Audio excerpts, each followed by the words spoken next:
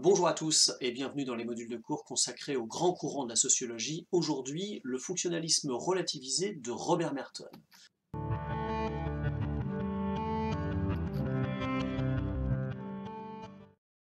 Le fonctionnalisme relativisé s'est construit en partie en réaction au fonctionnalisme de Malinowski, jugé trop absolu.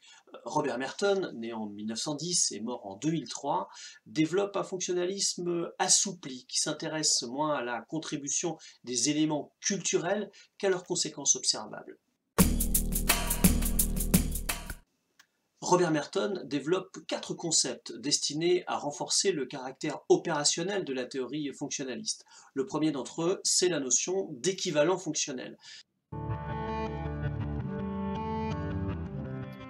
De même qu'un seul élément peut avoir plusieurs fonctions, une seule fonction peut être remplie par des éléments interchangeables. Par exemple, certaines croyances peuvent être fonctionnelles en vertu de leurs effets sur l'état d'esprit du croyant, mais elles peuvent aussi être relayées, voire remplacées par des pratiques profanes tout aussi, voire plus efficaces.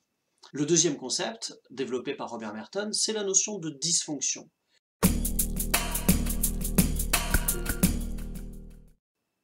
Les fonctions sont, parmi les conséquences observées, celles qui contribuent à l'adaptation ou à l'ajustement d'un système donné. Les dysfonctions, quant à elles, sont celles qui gênent l'adaptation ou l'ajustement du système.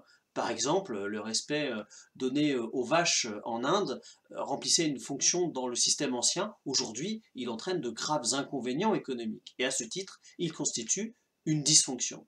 Troisième concept clé du fonctionnalisme de Merton, c'est la distinction entre fonction manifeste et fonction latente.